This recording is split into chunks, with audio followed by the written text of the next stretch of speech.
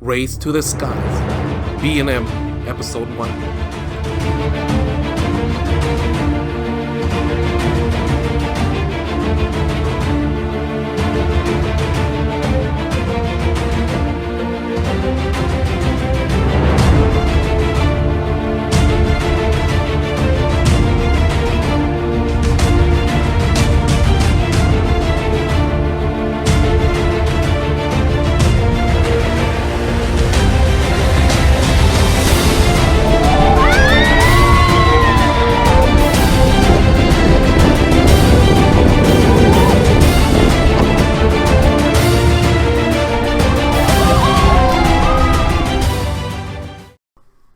Hey everybody, it's Tom from Wien Coasters, and today we are bringing you a new series called Race to the Skies.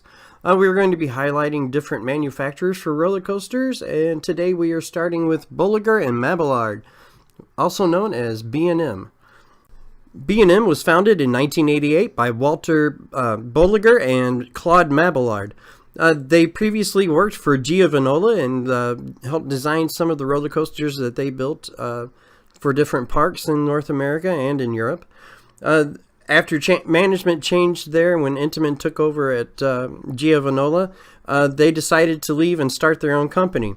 At first, they didn't really want to build roller coasters. They just wanted to be an engineering consulting firm. But when they were contacted by Six Flags Great America to redesign some cars for a Giovanola bobsled coaster, they accepted. And then later accepted the proposal to build a new coaster for Six Flags Great America. One of the unique features about B&M roller coasters are their track. They've designed a track that uses a box spine. It's actually hollow, so that when the train is in motion on the track, it actually creates a distinctive barreling, roaring noise. That's only found on B&Ms. There are a few exceptions where the track has been filled with sand to dampen that noise. It's not as loud, such as Talon at Dorney Park and Gatekeeper at Cedar Point. Those both have sand filling the box section of the tracks.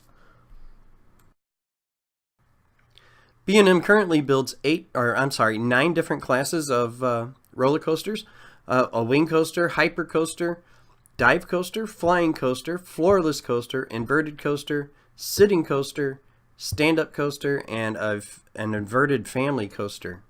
Now, I know that sounds confusing, but for some reason on their website they list their giga coasters, which are the ones that are all over 300 feet, as hyper coasters.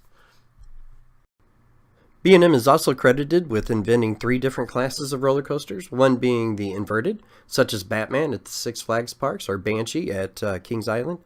The floorless coaster, which is very similar to the sitting coaster, examples being Bizarro at Six Flags Great Adventure, or a sitting coaster such as Wildfire at Silver Dollar City, and the dive coasters such as Valraven at Cedar Point or SheiKra at Busch Gardens, Tampa. I think they should also get credit for perfecting the wing coaster design, such as X-Flight at Six Flags Great America or Gatekeeper at Cedar Point. So going back to the beginning, Six Flags Great America also contracted B&M to build their first roller coaster, which was Iron Wolf, a stand-up coaster there in Chicago. That operated from 1990 until 2011, when it was relocated to Six Flags America as Apocalypse: The Last Stand. Apocalypse operated from 2012 until 2018, and in 2019 it will reemerge as Firebird, the floorless coaster. B&M has converted a lot of their stand-up coasters to the floorless coasters, like they're doing with Apocalypse this year. This can have mixed results, I think. The older stand-up coasters that they did tended to be short in length, and the layout was really tight, so it can be kind of uncomfortable even as a floorless coaster as well. But we'll have to wait and see. It could be a very good thing for Six Flags America. They were really in need of a new coaster. But what really put B&M on the map as far as being a roller coaster manufacturer was this right here, the Batman. built in 1992, or opened in 1992 at Six Flags Great America. This is the world's first inverted roller coaster. It was the first time anybody had ever seen a roller coaster that hung from the tracks. And it's been imitated several times by several different companies, but not nearly as successful as what B&M can do with it. In 1999, B&M and Six Flags Great Adventure debuted the world's first floorless coaster, known as Medusa at that time. It was later rethemed to Bizarro, which is Superman's nemesis. This is a great ride. It's very intense, it's very fun, a lot of great elements to it, and also a lot of great theming since they revamped it. And there's a mirrored clone of it out in Six Flags Magic Mountain called Scream. And so B&M also makes a sitting coaster, which is very similar to the floorless coaster. The only difference is these have floors in them. But basically, it's the exact same train, just this one has two floors. These can be very fun and intense rides as well. Here at Silver Dollar City, Wildfire is one of the best rides there, I think. Great elements, really intense, and they use the terrain to really enhance the experience that you get on this ride. So the next class that we're looking at is the Wien Coasters, which would be an example of his X-Flight at Six Flags Great America. This coaster opened in 2012, and it's a really fun coaster, and it got some great elements to it, such as the keyhole element.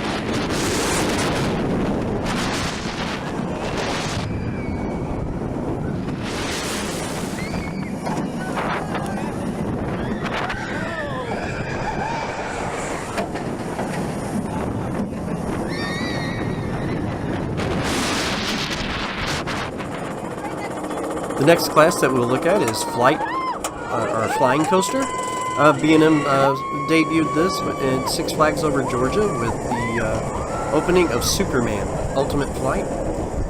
There are 3 clones of this in North America.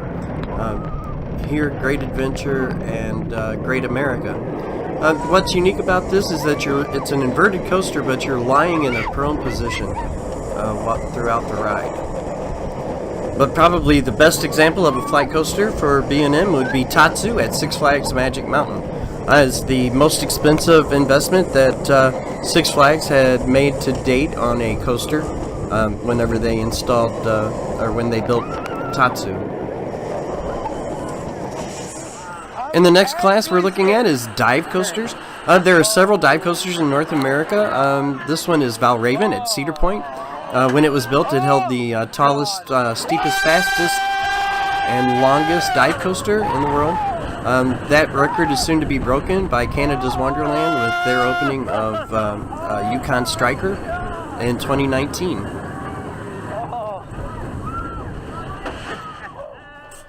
So now we come to the Hyper class. What you're watching here is Diamondback at Kings Island in Mason, Ohio. B&M Hypers are really awesome. They're very smooth and very fun to ride. Have a lot of great airtime hills, a lot of great ejector airtime. But the one drawback, if you had to list pros and cons for a B&M coaster, is the pros are that it's very smooth and they're very enjoyable. The drawback is they're not really all that intense. They're not as intense as, say, like an Intamin or a Premier. But other than that, they are known as the Cadillac of roller coasters because they do provide such a smooth ride throughout. So that's going to bring us to our Giga class coaster. What you're seeing here is Fury 325, which was built in 2015 down at Carowinds. This is a really, really great coaster. It is so fun to ride.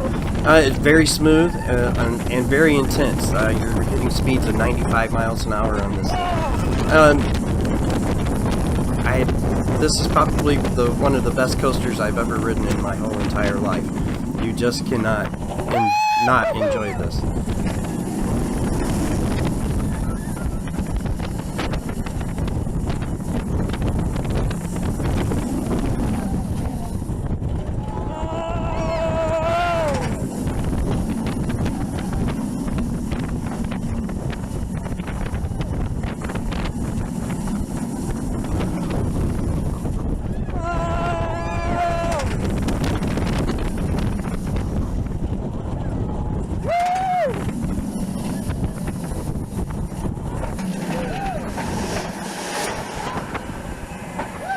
So folks, that's going to do it. We hope you enjoyed the video. We appreciate you watching. This is Tom from Show Me Coasters. We hope you give us some likes and subscribes. We enjoy the feedback as well. And we hope you enjoyed our first episode of Race for the Skies. We'll see you the next time.